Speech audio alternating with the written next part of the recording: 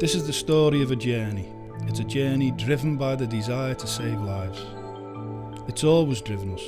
It's what we're about and always will be, you know that. But not so long ago, we took a deep breath. And also a long, hard look at how we did things, just to see if we can do them better.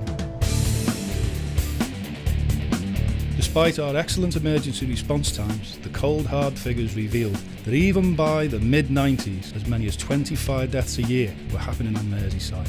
Something had to change.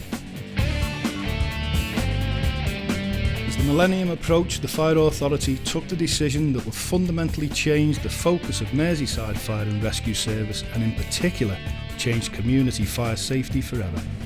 It established that operational firefighters, community firefighters, would lead the way. Looking back now, it really was a turning point. But at the time, most of us were unsure what being a community firefighter was going to be about. There was never any doubt that home fire safety checks were going to save lives. Firefighters have always been confident of turning out to incidents involving fire and road traffic accidents. But they were less confident in going to people's homes and talking about fire safety. It sounds strange, but that's the way it was then. We started the most proactive community fire safety programme in the UK, a real commitment to visit 500,000 homes on Merseyside.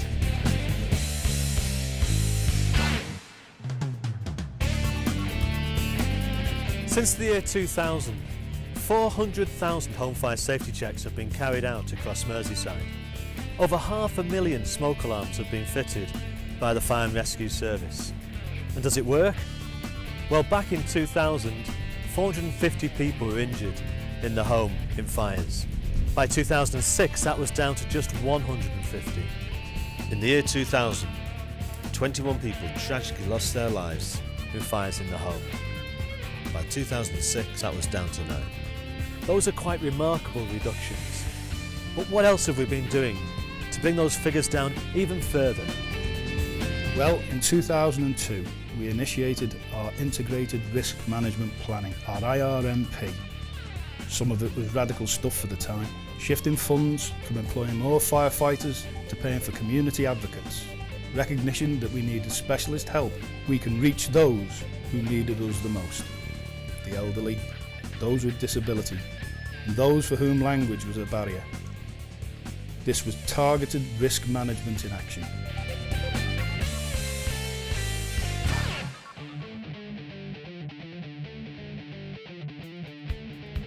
So what if you can't hear the smoke alarm? 如果有朋友唔明白我哋嘅消防員講緊啲乜嘢，咁又點算呢？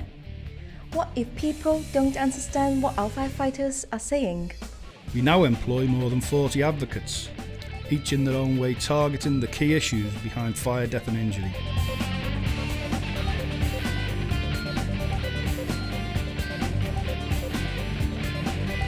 Analysing the fire deaths and injuries on Merseyside produced stats that they simply could not ignore.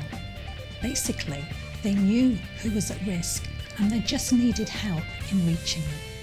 So successful were we at reaching the older, more vulnerable members of our community, we were the first service to be awarded beacon status, services for older people. Once we started getting out and about into our communities, we knew what the problems were. For years we've been plagued by hoax calls and rubbish fires, and firefighters were being attacked on a daily basis. It was time to tackle the root cause. Young people, we knew, were by far the greatest cause of some of these problems. Therefore, it was natural we'd target resources in this area. The job had never asked us to do things like this before, but our organisation's got the people and the skills to make a huge difference to young people's lives. We've now got over 100 staff working with children and young people with the main aim of reducing fires, hoax calls and antisocial behaviour. But it's not just about that, it's also about keeping them safe and healthy and maybe showing them their way to a better future.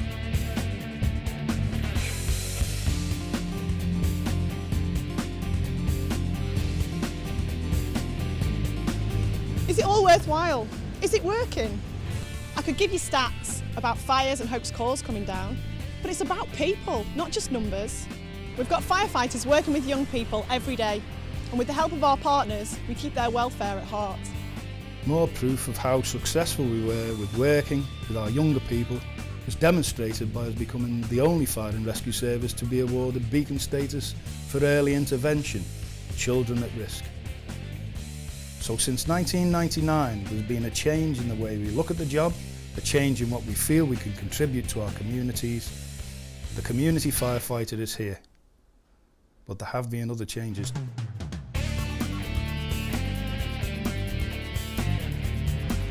But what about firefighting? The reason why we all joined in the first place? Well, that was changing too.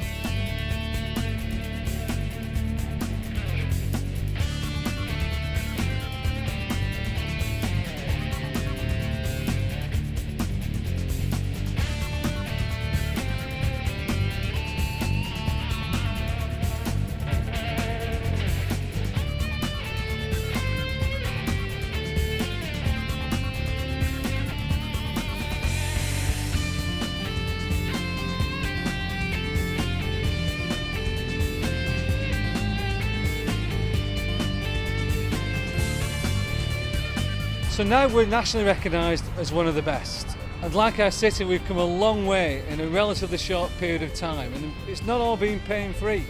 And maybe we've come even further than we planned way back in 1999. But there's a sense of momentum going in Merseyside that will take fire and rescue services into even newer territory again.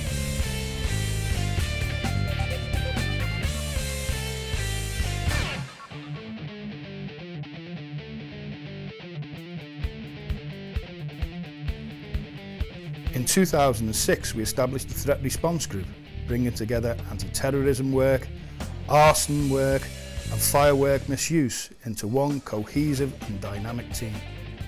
Later that year we formed the Antisocial Behaviour Task Force with Merseyside Police, a unique concept which is making a real difference to the communities of Merseyside and continues to do so today.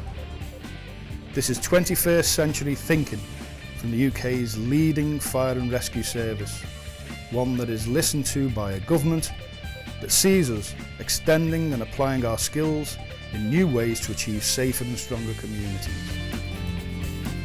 We're using data analysis in a very precise way to inform how we organise and allocate our resources, of course, but also to highlight those areas where we can try something radical. And so we're constantly trying new things, new approaches, different ways to reach our communities and to extend the skills of our teams. Our teams. Listen, you don't get rated the best without having the best people. And for the future, that's where many of our ideas are coming from the ground up.